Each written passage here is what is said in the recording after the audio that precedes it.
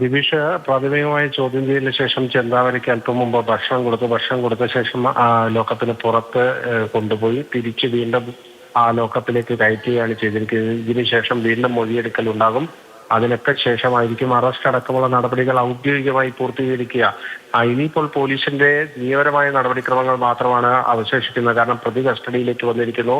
പോലീസിനെ സംബന്ധിച്ചിടത്തോളം ഒരു കേസിന്റെ അന്വേഷണത്തിന്റെ ഏറ്റവും പ്രധാനപ്പെട്ട ഘട്ടം അവർ പിന്നിട്ട് കഴിഞ്ഞു. കാരണം പ്രതി കസ്റ്റഡിയിലേക്ക് വരിക എന്നത് തന്നെയാണ് ഏറ്റവും പ്രധാനപ്പെട്ടത്. പ്രത്യേകിച്ച് ഈ ചെന്താമരയെ പോലെയുള്ള ഒരു പ്രതിയെ കസ്റ്റഡിയിൽ എടുക്കുക എന്നത് തന്നെ ഒരു പ്രയാസപ്പെട്ട കാര്യമാണ്. കാരണം ഇയാൾ അലഞ്ഞു തിരിഞ്ഞ് നടക്കാൻ സാധ്യതയുള്ള ആളാണ്. നേരത്തെ അത്തരത്തിൽ ഏറെ ദിവസം ഒളിവിൽ കഴിഞ്ഞിട്ടുള്ള ഒരാളും കൂടിയാണ്. അതുകൊണ്ട് പോലീസ് അതൊക്കെ തന്നെ പ്രതീക്ഷിച്ചാണ് ഇരുന്നിരുന്നത്. പക്ഷേ പോലീസിന്റെ അപ്രതീക്ഷിതമായി ഇയാൾ തിരിച്ച് ഇയാളുടെ വീട്ടിലേക്ക് തന്നെ വരികയാണ് ചെയ്തത്.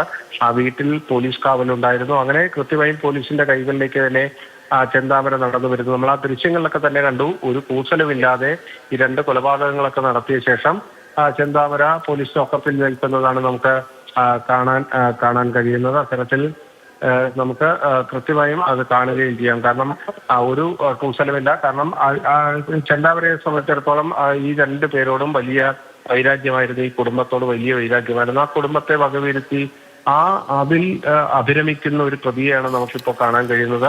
ഇത്രയും വലിയ ക്രൂര കൃത്യം ചെയ്തിട്ടും അതിന്റെ യാതൊരുവിധ ലാഞ്ചനയുമില്ലാത്ത ഈ ചെന്താമര പോലീസ് ലോക്കപ്പിൽ കഴിയുന്ന ദൃശ്യങ്ങളാണ് നമുക്ക് കാണാൻ കഴിയുന്നത്. ശരി, ബിനിലാണ് വിവരങ്ങൾ നൽകിക്കൊണ്ടിരിക്കുന്നത്. പ്രാഥമികമായ ചോദ്യം ചെയ്യലിന് ശേഷം അയാൾക്ക് ഭക്ഷണം നൽകി. അതിനുശേഷം വീണ്ടും ലോക്കപ്പിലേക്ക് മാറ്റിയിരിക്കുന്നു ചെന്താമരയെ. വീണ്ടും ചോദ്യം ചെയ്യലിലേക്ക് പോലീസ് കടക്കും. നാളെ ഉച്ചയോടുകൂടി കോടതിയിൽ ഹാജരാക്കുന്ന തരത്തിൽ ആണ് പോലീസ് നിയമ നടപടികളുമായി മുന്നോട്ട് പോകുന്നത്.